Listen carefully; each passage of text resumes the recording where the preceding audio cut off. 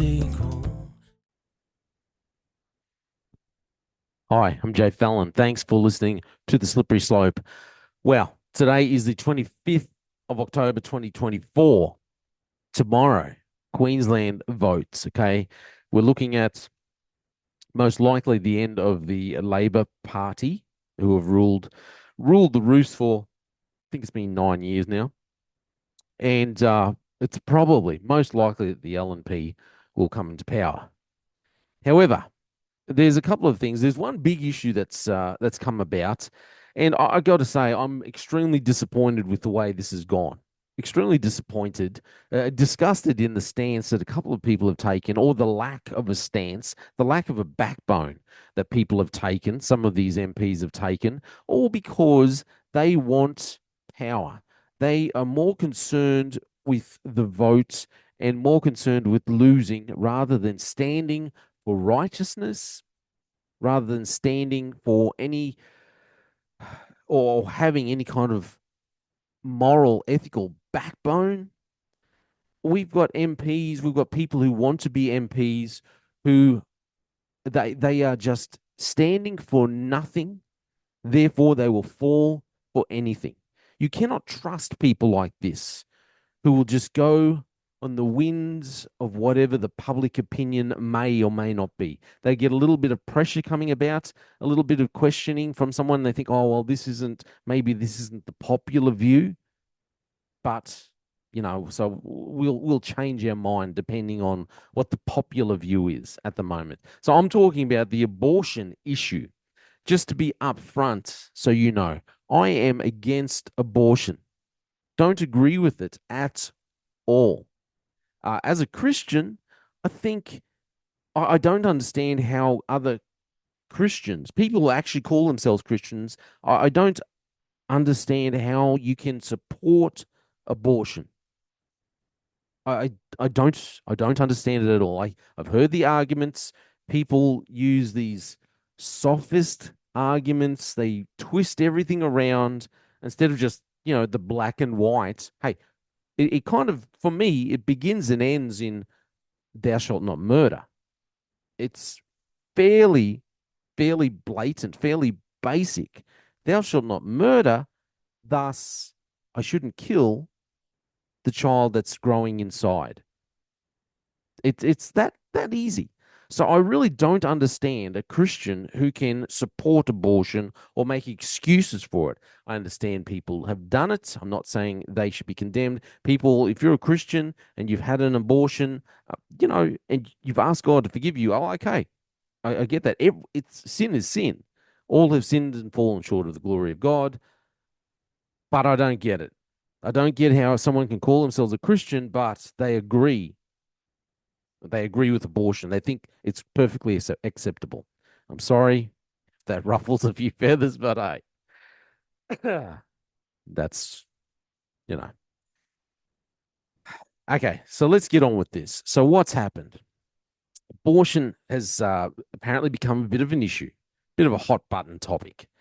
And unfortunately, we have MPs, people that want to be MPs, uh, who I think I said it just before, it looks like they're just standing for nothing. In the end, they're so busy, they're so concerned with gaining power, so concerned with their own career that they flip flop on issues, stand for nothing.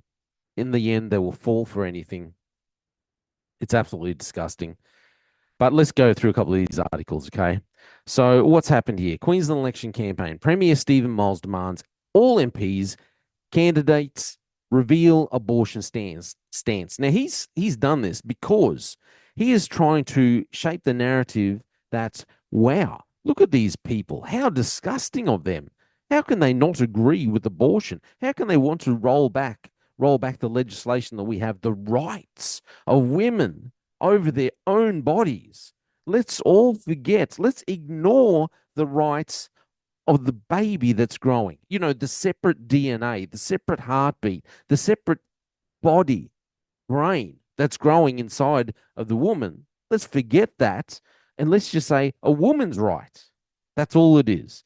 How disgusting of these MPs to not want to stand up for a woman's rights. That's the narrative that he's going with. He is, if you're a Christian, you know your word of God. You know when it says Isaiah in Isaiah 5 verse 20. I'll bring it up. Actually, I had it there here. Woe to those who call evil good and good evil, who put darkness for light and light for darkness, who put bitter for sweet and sweet for bitter. He's just trying to make this excuse. Hey, how disgusting. How can they not agree with what we're doing here? So Labor's launched a major crusade. It comes as pro-life LNP candidate Freya Ostapovich, who declared she wanted abortion laws changed, is committed to the party's promise not to amend the rules. Opposition leader David Crisafulli has declared. So it would seem, because I'm gonna play this audio later on. I might put it up separately, but she says in this audio, I think it was a bit of an ambush, that she doesn't agree with abortion. She doesn't like this, how children who are born alive after undergoing an attempted abortion, they are then now here in Queensland, they are allowed to die on the operating table. Absolutely disgusting. She wants that pulled back. That's what she said, rolled back. But now it looks like she might have changed her mind. Standing for nothing. She'll fall for anything. You can't trust her. Goes on. While a different LNP leader, Marty Hunt in Nicklin, is refusing to reveal if his views on abortion had changed after once being described by a pro-life lobby group as one of their best advocates. I would say, Marty Hunt in Nicklin, if you don't agree with abortion, stand up and say you don't agree with it. Actually stand for something. Stand up and put it all on the line. Don't be gutless. Keep going. Abortion flared up as an election issue last week after LNP MPs, including Tony Perrott and John Krause, that's from Gympie and Scenic Rim, in recent weeks voiced anti-abortion views in candidate forums. Good on him.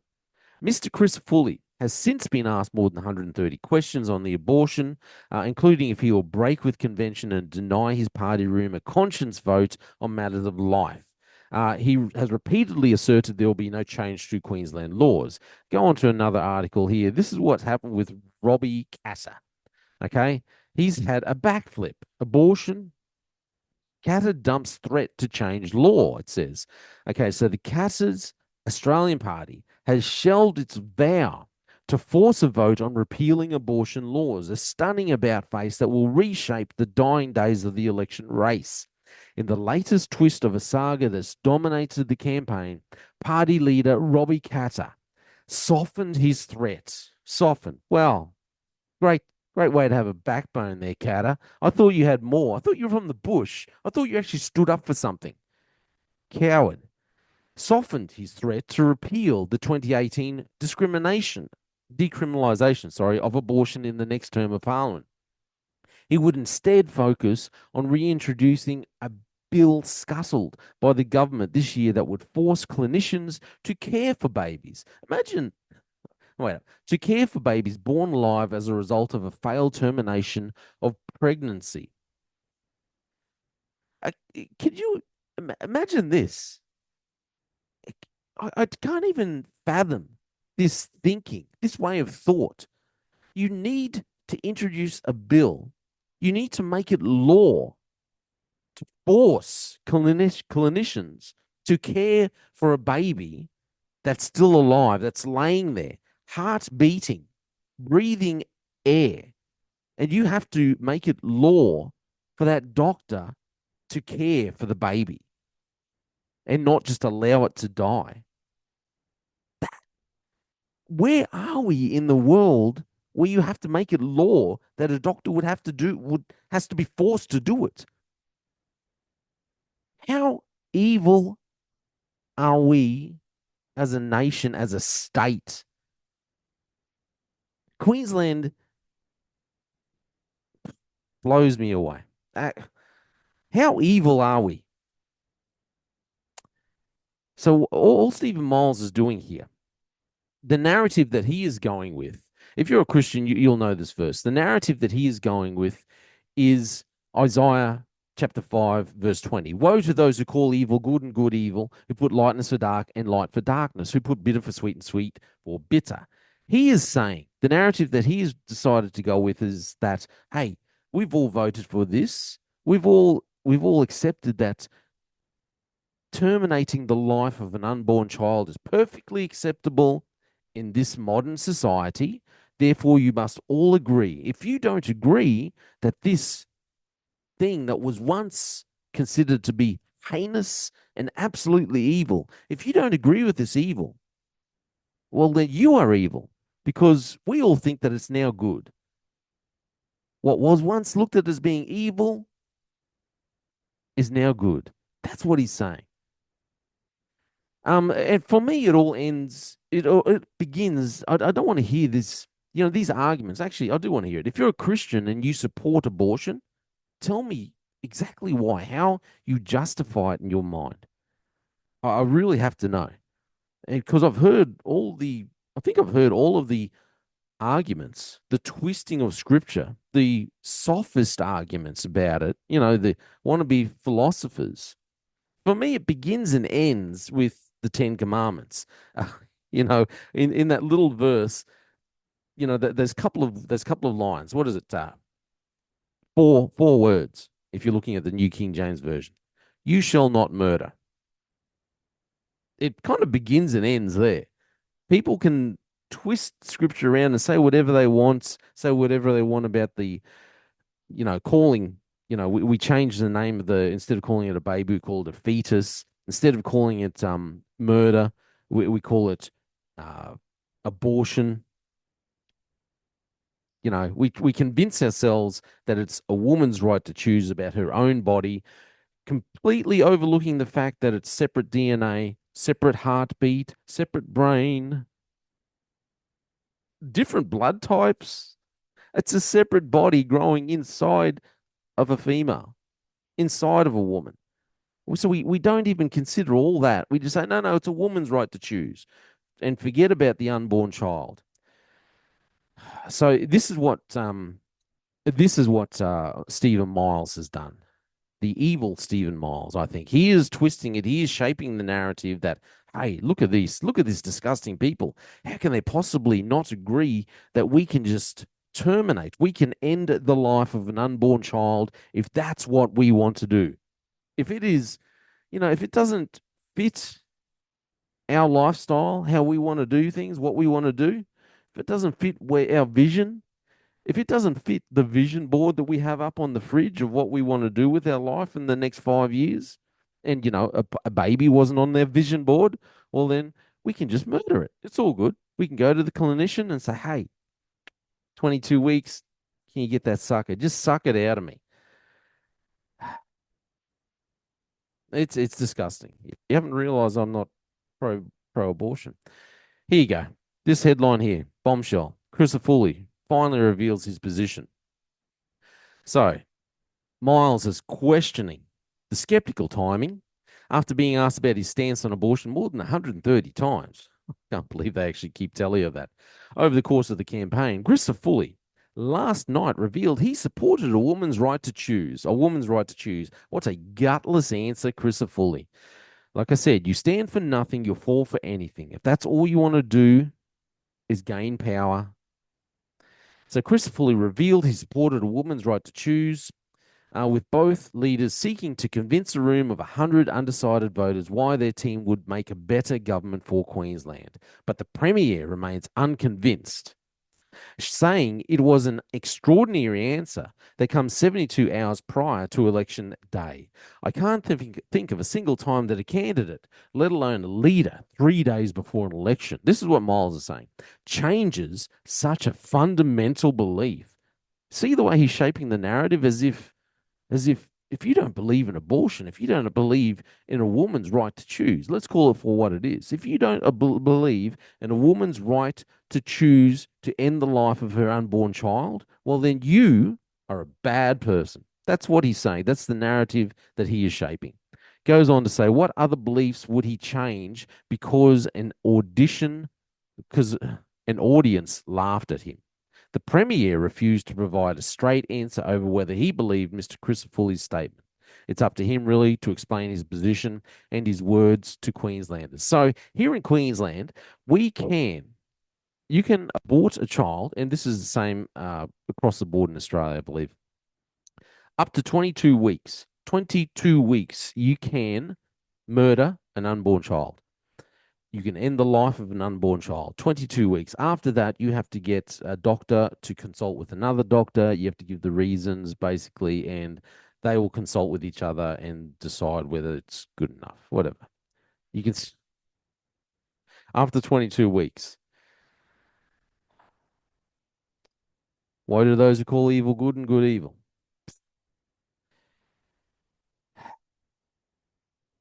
Exodus chapter 20, 10 Commandments, verse 13. You shalt not murder. It's not that hard. It's not that hard, people. It's not that hard to understand. But let's look at something else, okay?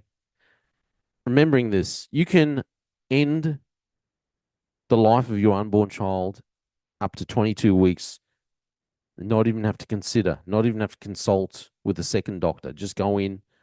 That's your right, apparently, here in Queensland. Let's have a look at this. This might be a little hard to stomach for some people, but check this out. Mother shares powerful photos of a baby miscarried at 20 weeks, saying he was not a clump of cells. This was October 6, 2017. Can you see that picture there? That was a baby born, 20 weeks. So this actually will happen in 2014. Danica Peters and her husband learned they were expecting their first child. The couple was surprised, elated. I'll skip down. The joy of the pregnancy was quickly overshadowed with concern when the couple went for a 20-week, so this is 20 weeks, 20-week ultrasound. Peters was told she had already begun labor and her cervix had already dilated. Sadly, there was nothing doctors could do to stop her baby, Harley, from being born. So she shares the photos. So there was nothing that she could do. I'll bring up the full article. Here it is.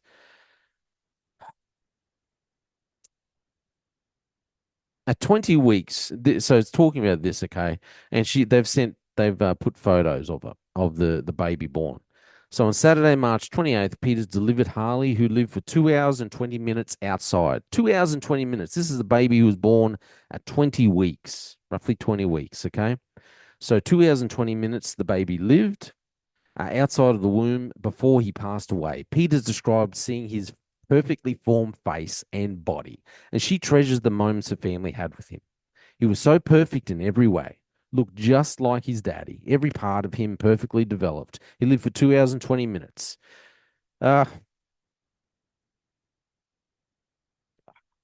wow. This is hard to look at. It's hard to read. Harley born, 20 weeks old.